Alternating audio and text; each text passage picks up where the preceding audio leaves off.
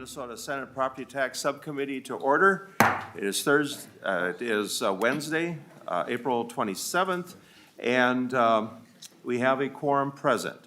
Our first bill on the agenda this morning is Senate File 3641. Senator Housley, welcome to the committee. You may proceed.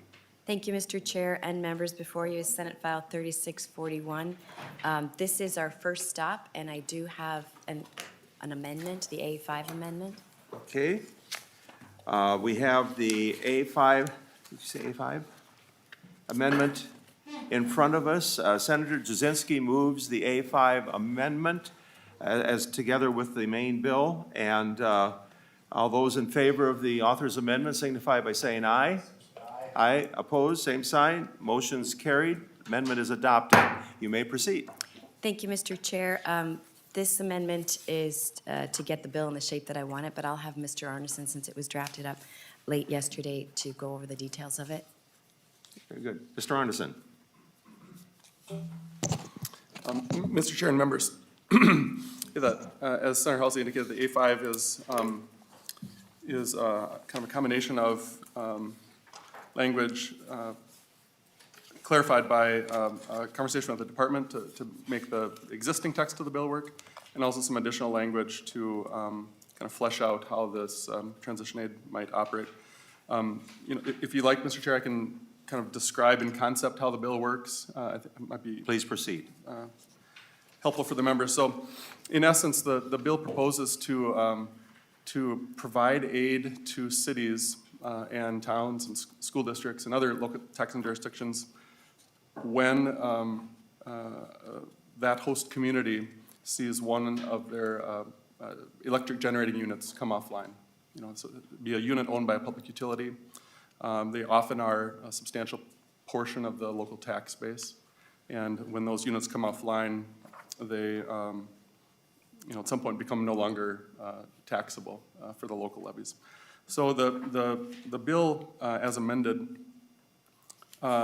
requires the public utility to kind of give some additional advance notice to DOR about their expectations of the retirement of units under their ownership.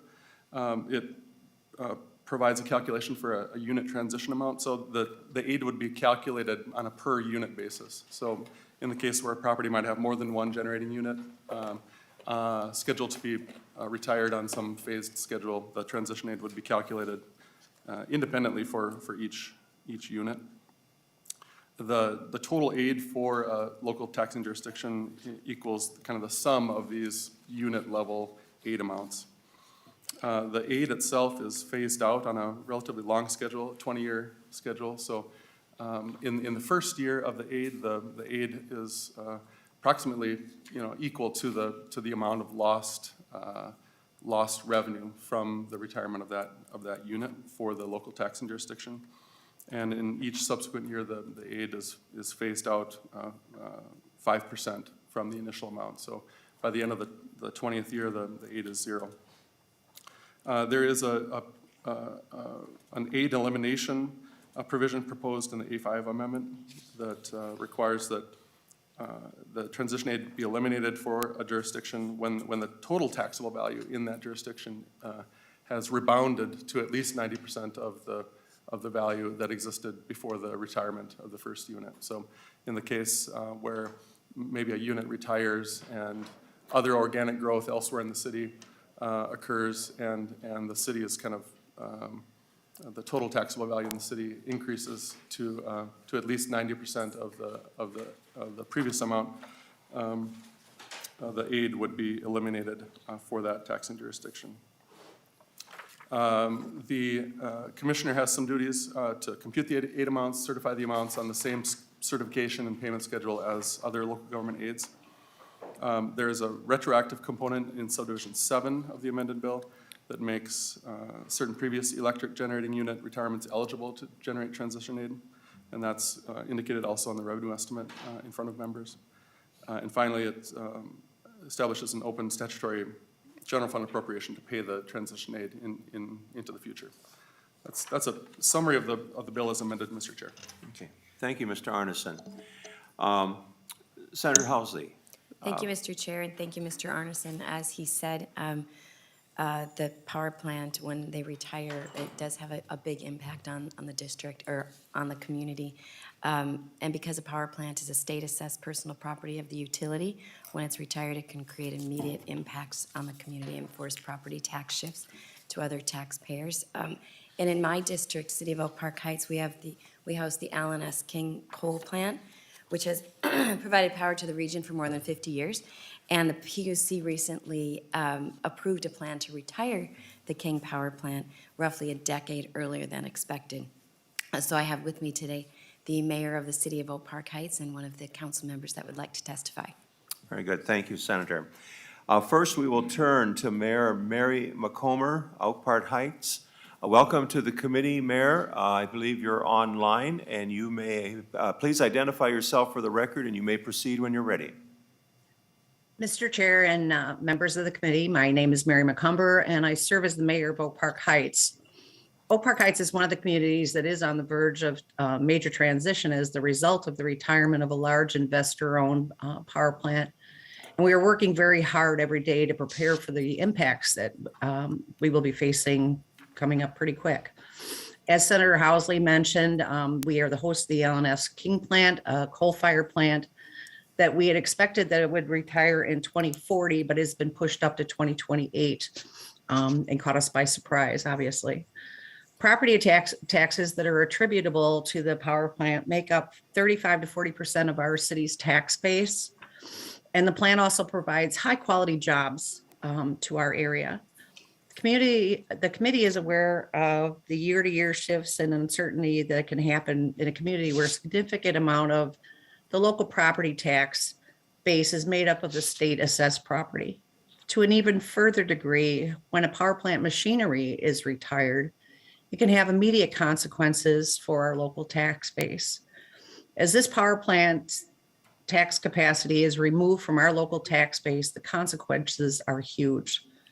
The risk of major shifts onto other property owners in our city are possible.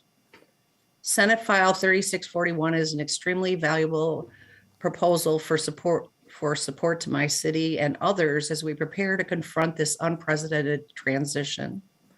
We know that these retirements are coming and roughly when they will occur. We know that they will impact a fairly small number of communities in the state, but for those communities, the impacts are huge. The aid in this bill helps to support every community that will face this transition. Every community transition will look a little different, and Oak Park Heights has some unique challenges that may limit our ability to attract new major property tax-paying developments to our community. For example, our city is at build-out. We have very little developable land in our community, and the plant itself sits on the banks of the St. Croix River, which is designated as a wild and scenic river, which brings additional hurdles to any redevelopment on that site. That is why this bill will help to provide aid to our tax base and why it is so important. The aid in this bill would provide our city a path to continue to redevelop for our future. This bill also has precedent. When Rule 8100, which governs the valuation of power plants, was revised about 15 years ago, some communities saw short-term reductions to their tax base as a result. The legislature stepped in at that time to provide aid that would ensure a smooth transition. Here, the stakes are even higher because the tax capacity of the plant itself will never recover. I thank you to Senator Housley for introducing this bill and all of her support for our community, and the committee members for hearing it today. I'm available for questions, and Shane Zart from the Coalition of Utility Cities is there in the room for any questions that you may have regarding this. And I appreciate your time today. Thank you, Mayor. And we will proceed to our second testifier, and then we will open it up for questions, everyone. Next, we will turn to Rick Hendrickson, a Becker City Council member. Mr. Hendrickson, welcome to the committee. Please identify yourself for the record, and you may proceed when you're ready. I believe you're muted, Mr. Hendrickson. Sorry about that. Thank you, Mr. Chair, members. Good morning. My name is Rick Hendrickson. I have served on the Becker City Council in the city of Becker since 2013. We're a city just under 5,000 residents in Sherburne County, and we're also home to the Xcel Energy's Sherco coal plant. Pleased to offer this testimony this morning in support of Senate File 3641. Sherco plant houses 3 units, 2 that came online in the 1970s and 1 that came online in the 1980s. At any one time, hundreds of people are employed out at Sherco, and that can swell to almost 1,000 during maintenance outages. Property taxes paid by Xcel Energy account for roughly 75% of the property tax base for the city of Becker. I've heard the numbers, so I'm not speaking on behalf of the county, but I know Sherburne County, it accounts for 15% of the overall property tax base within Sherburne County as well. To say Sherco has an immeasurable impact on the local economy would be an understatement. After decades in operation, the PUC and Xcel have agreed to early retirements of all 3 coal units, just as in Oak Park Heights there. The units were originally slated to operate until 2040 and 2050. They've now been adjusted to close starting next year and culminating with the retirement of the final unit in 2030. This has ignited a sense of urgency here in Becker, as each of these retirements will have a big effect on the community's tax base. As a part of that urgency, the city is aggressively engaged with Xcel Energy, the state of Minnesota, and others to attract new development to help backfill some of the tax loss. We've had some wins. In the past few years, we had a large industrial facility relocate to Becker with a project totaling more, it was close to $70 million. In the total size of the project. This effort and other efforts have been promising, but as a point of reference, it would take at least 60 of these projects of this scale to match the tax base prior to the Sherco closing. As a city, we've worked hard to reduce our debt load significantly in the past decade. We've only placed 1 taxpayer-funded bond since 2012. And when you pay cash for most of your capital projects, you learn to live within your means, and sometimes the answer has to be no. These efforts have been promising, but even if everything were to go our way and we landed every business deal and filled our industrial park, avoiding a major property tax shift or service cuts are not possible without some other help. This is why we're here. This bill would create a smoother landing for communities like Becker. It recognizes that the scale of the impact is significant enough that our communities cannot make this transition on our own, no matter the effort that we put forth. In closing, I'd just like to thank Senator Housley for carrying this bill.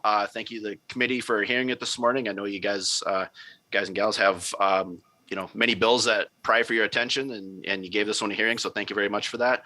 Also like to thank our own Senator Matthews for his ongoing support for the Becker community. And with that, I can stand for questions as well. Thank you. Thank you, Mr. Hendrickson. I have a couple of questions. First, Mayor Mccomber, what percentage of your tax revenue does your plant provide to your community?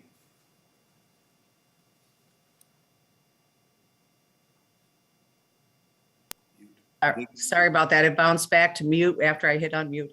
Mr. Chair, it provides 35 to 40% of our tax base. Okay.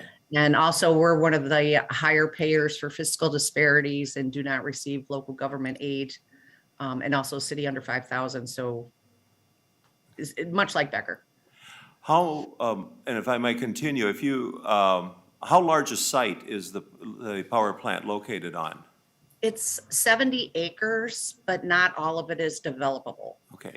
And as I mentioned earlier, it also is on the St. Croix River, which is Wild and Scenic River. So it has restrictions from the National Park Service and DNR and ordinances as far as what can and cannot be built there.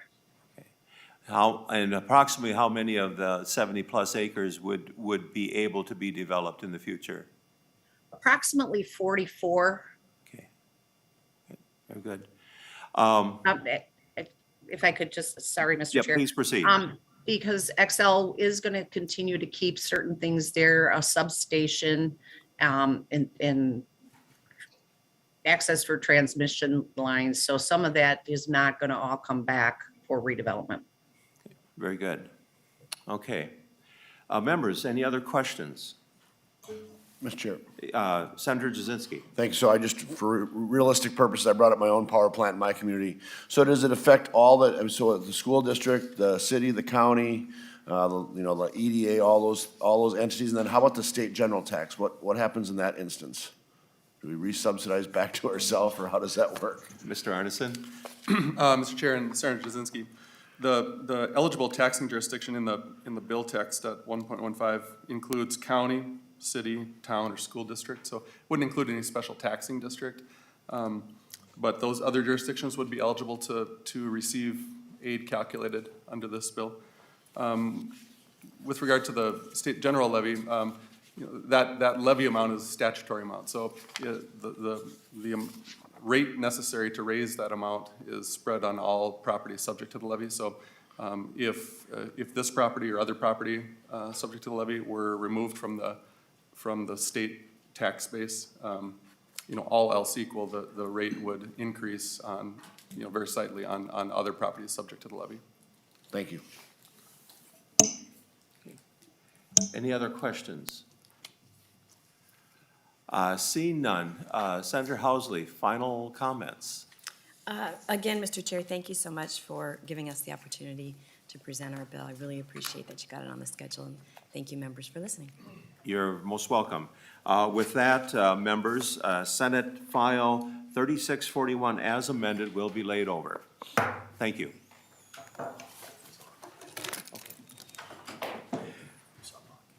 Okay. Next, we will turn to Senate File 3765. This is a Senator Tomassoni bill. Senator Bach is here to present. And I believe Senator Tomassoni is online, and we'll turn to him for comment when it's appropriate time.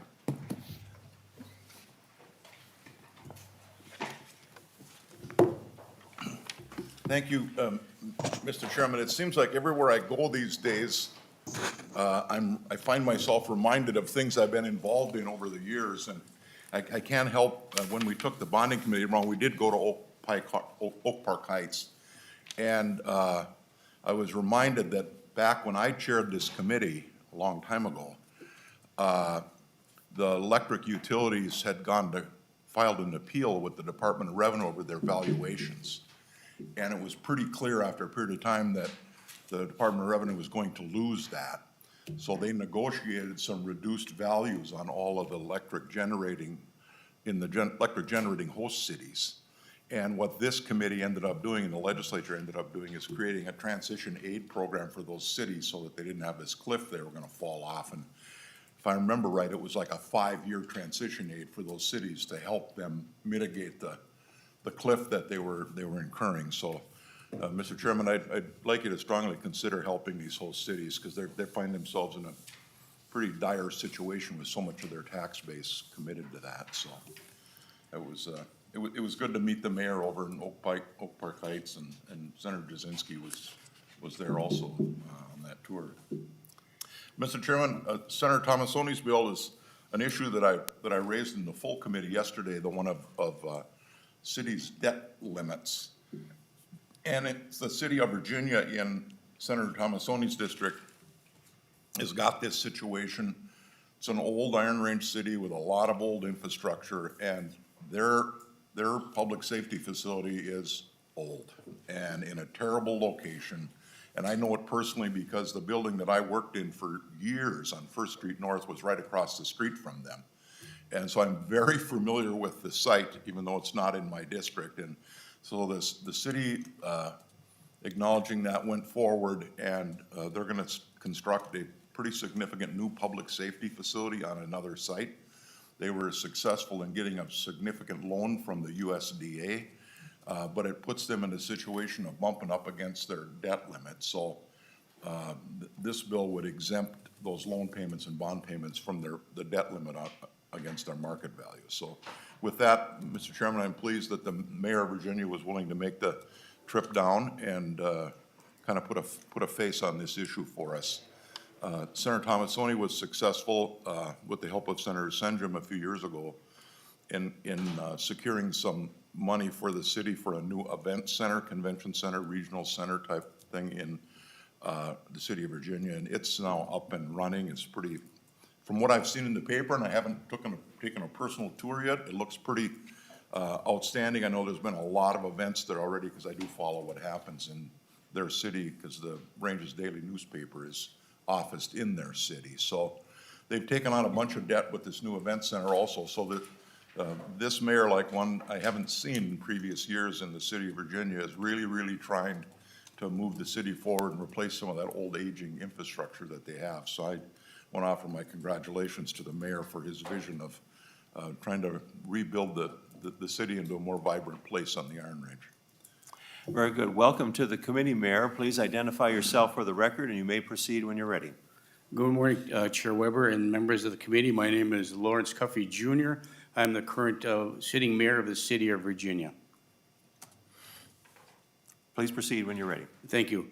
Just briefly, our public safety structure that we're trying to build today is a $29.4 million project, which will house both police, fire, BLS, ALS, and EMS services, and along with a training center as well.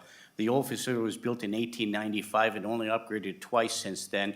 We've had to convert some of our space, including bathrooms and closets, in order to accommodate some of the 38 full-time employees we have working there. So it was imperative that we built a brand-new facility. So we're here today to thank the Tax Committee for giving us the opportunity to build a new our event center with the approval of our ability to provide a sales tax in order to accommodate that. So the city's not taking on any debt with respect to the Iron Morris Event Center. That's completely paid for through the taxing authority that we have, paying our bonds with the sales tax. So that freed up some of the cash that we have available to bond for. But this public safety building is unique to the city of Virginia, and it's imperative that we move forward. So in reference to Senate File 3765, I'd like to thank Senator Bakken, particularly Senator Tomassoni, for bringing this bill forward. We did receive a really substantial stipend from the bonding committee for this facility, $9.5 million to build this new public safety facility. So we have a little bit of debt. And so we are seeking a $17.1 million loan from the USDA. So we are requesting the exemption from the debt limit under the Minnesota Statute 475.53, Subdivision 1, related to financing that is necessary to complete our new public safety building. The estimated project cost of a new public safety building is $26.6 million. In 2019, the city received $9.5 million grant through the state of Minnesota bonding bill. The balance of this project financing is approximately $17.1 million. And there's some flexibility back and forth because of the supply chain issues, the increase of the cost associated with building materials. So that's approximately, could go a little bit higher in our loan request. The city is applying to the U.S. Department of Agriculture Rural Development Program for at least $17.1 million. And the USDA is requiring a general obligation pledge from the city as security for this loan. The city of Virginia has the authority through our Home Rule Charter, Section 709, to pledge its full faith, credit, and taxing power for any corporate purpose, which includes public safety. The USDA loan would be subject to the city's debt limit. So the statutory debt limit is 3% of the city's estimated market value. Virginia's estimated market value in 2021 was $382,603,300 times 3% equates to $11,478.99 in bonding opportunity. The city currently has 3 bonding issues outstanding with a total principal value of $405,000, which has been significantly reduced over the years. So as a result, our remaining debt limit is $11,073,099. So the importance of this special legislation that you're considering today for us, this request is that the city of Virginia is limited by this debt limit, which is presently $11 million. And in order to provide financing to complete the public safety project, in order for us to move forward with this, the city needs and is seeking this special legislation to exempt the 17.1 million or greater general obligation USD loan from the statutory limit. So we're requesting no addition, we understand there's no requirement, no additional cost to the state, and we're not seeking any additional funding for this request. So thank you for the opportunity to testify today and to give us information regarding this request, and I will stand for questions. Thank you. Thank you, Mayor Cuffey. Senator Klein, you have a question? Thank you, Mr. Chair, and thank you, Mayor, for coming down from Virginia today. Question for Senator Bach, and just drawing on some of your historical perspective with the Taxes Committee, since I'm a newber. Can you tell me a little bit about the history of this 3% debt limit for cities? Was that the right number to arrive at? Did we move it around? Have we accepted it frequently? Have cities ever come back where they've gotten into trouble with excess debt? Just for a little bit of historical perspective. Senator Bach? You know, Mr. Chairman, I don't know the history of that, but that would be an interesting memo, I think, for the tax committee members to have, kind of the history of that. I'm not sure that the city's net tax capacity has increased to the extent that the cost of construction has, the construction inflation. So I think it's something probably that the committee should take a look at. Maybe the number is a bit antiquated. I don't know, but, you know, you also have to be careful that the amount of debt you take on doesn't affect your bond rating.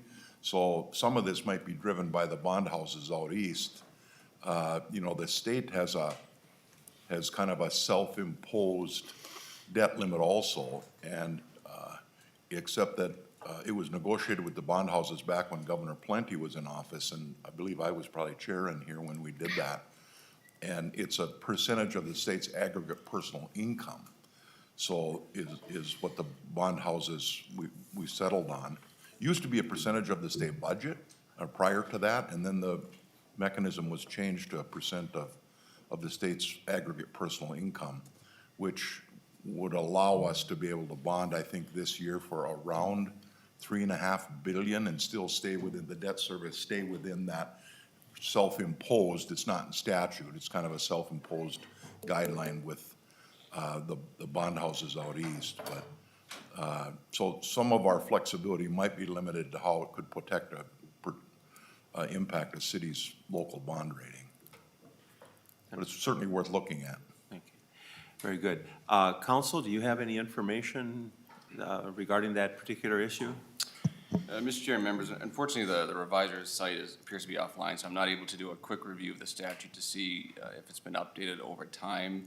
I do know that in preparing for this hearing, I was able to find one other proposal from a few years ago that exempted the city from the debt limit as proposed into this particular bill. But I'm not sure whether or not over time that 3% has increased, but I can get back to the committee once I'm able to kind of look at the statute more fully. Very good, thank you. Senator Jasinski. Thank you, Mr. Chair, and thanks, Mayor Cuffey, for coming down. I toured the facility. This was fortunate that Senator Bach and Senator Tomassoni. I think it's definitely an improvement you guys need. So my question is, so if we're raising it above the 3%, what percent would this put it at with this project? Mayor Cuffey, do you know what that number is offhand? Mr. Chair, I should know that, but I do not. Okay. We do have a $11.4 million capacity, $11.479 million capacity. We already have $405,000 that's committed to a debt limit. So we're right around 11 million, a little over $11 million, which is a little bit over what we're authorized under the state statute. So that's why it's imperative that we're here today. And the reason is because if we can't do this, then it's going to be a project that probably won't come to fruition. But I do not know that number. I apologize for that. And I would assume if your capacity is 11 plus and you were talking about 6 million over, you're just under 50% more, so you'd be roughly in the neighborhood of 4.5. But I'm thinking, Mr. Arneson, did you do any quick math there for us, or? Mr. Chair, I had the same problem as Mr. Sylvia, troubleshooting my cord here, but if you re-put the question to me, I might be able to do some quick math. Senator Jasinski was asking what percentage would this excess create as far as percentage of estimated market value, which is at 3%? Mr. Chair, with a little assist from Mr. Wilms, we think this will be about 4.5% of the city's total AMBA. His appraiser math was working pretty good, so. Senator Klein. Thank you, Mr. Chair. It looks like we have some historical expertise in the audience. I wonder if Gary Carlson from the league could come to the table. Certainly, Mr. Carlson?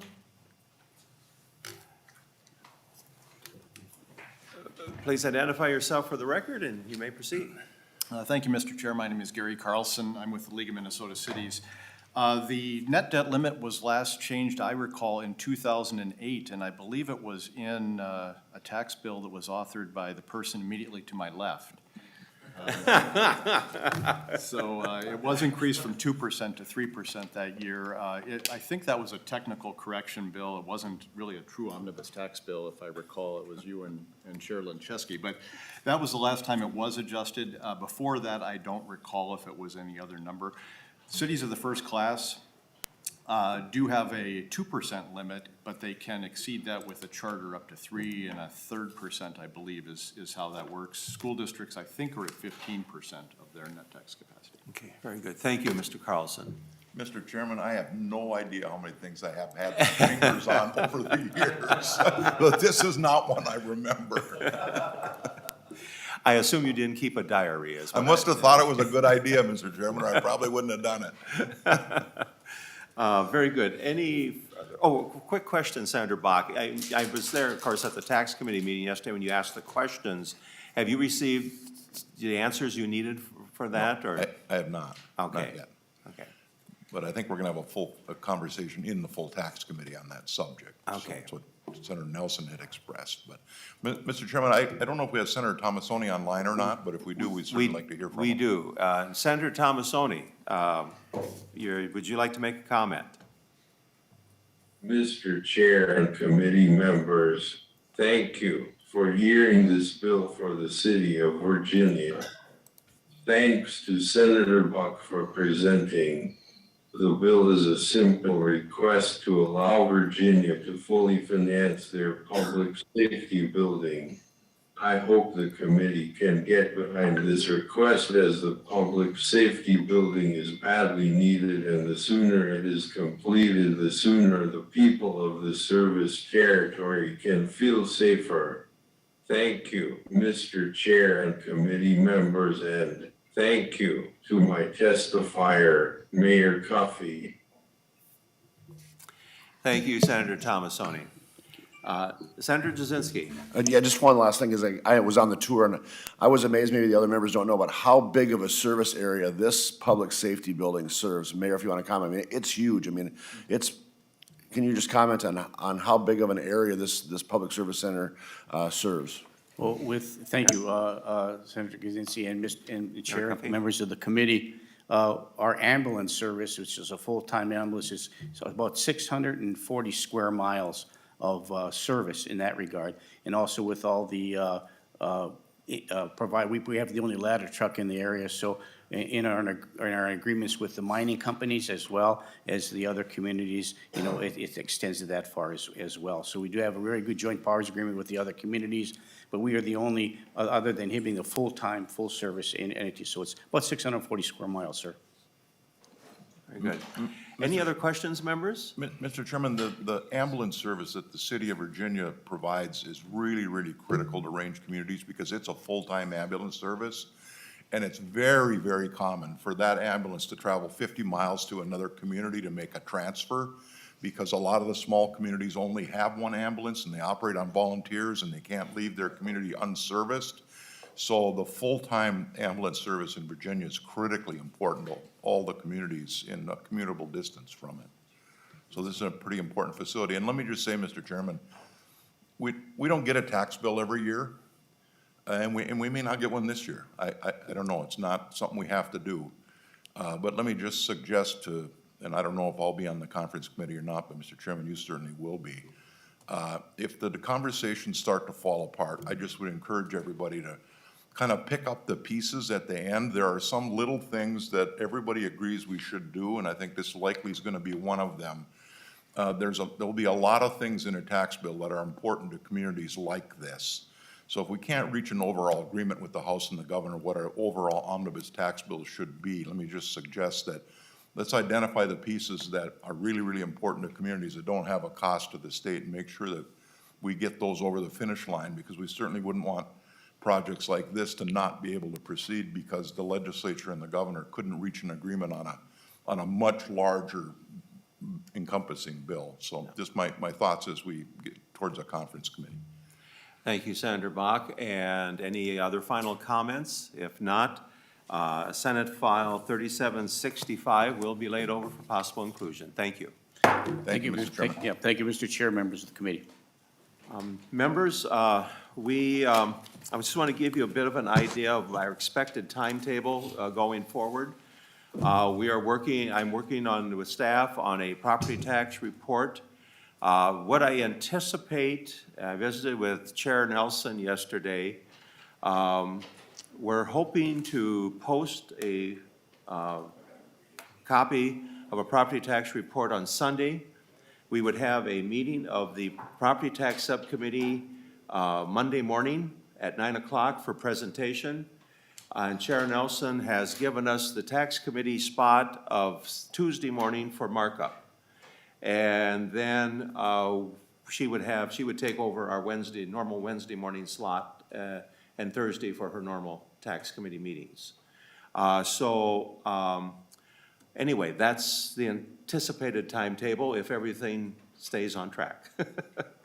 And so I assume all of you as members have been getting communication with the real estate tax and the property valuation notices that have come out in the last couple of weeks. And certainly, if you have any thoughts and input, feel free to share that with me as well. So with that, members, this meeting shall stand adjourned. Thank you.